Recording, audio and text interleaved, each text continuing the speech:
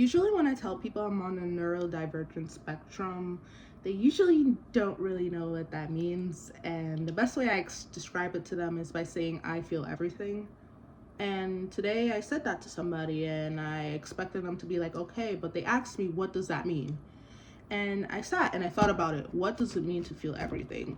When I say that I feel everything as a person who's autistic or on the autistic spectrum, what I mean is that I feel my emotions more intensely than someone who's not on the neurodivergent spectrum. Two people might go through a heartbreak, but I might feel it more intensely than a person who does not have neurodivergent traits, right?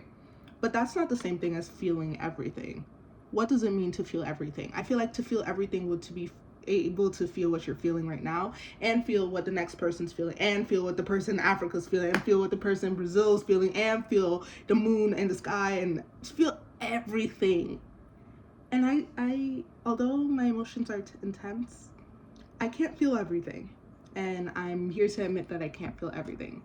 And it's so funny because I was praying to the Lord today and I was like, Lord, imagine if I did feel everything. Like, if I'm feeling it so intensely for these things, little things, in my opinion, are little things. Imagine if I actually felt everything and felt it so intensely.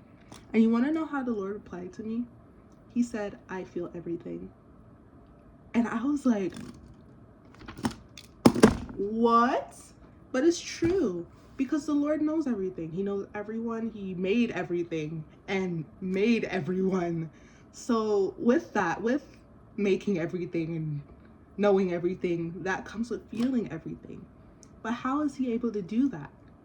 And I was looking in my word, and I'm not a philosopher nor am I a theologian, so take this to the Lord and take this to your pastor.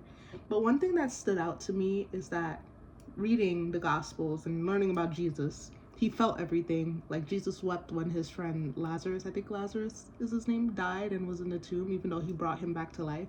He cried. Jesus sat with sinners. He wept with those who wept, and he felt mercy for those nobody else had mercy for. But at the same time, he felt all that, but still chose love. And we already know that God is love, and love is patient, love is kind, love doesn't envy, all of those things. So how do you feel everything and still love? But, or maybe it's because he feels everything is the reason that he is able to love. And I had that idea in my mind.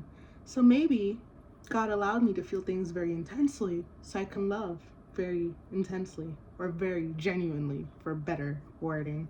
So maybe it's a gift and I can use it to embody that love that God is.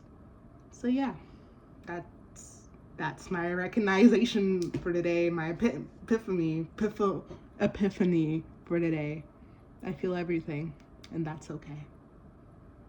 Even though I don't actually feel everything, I just feel it intensely.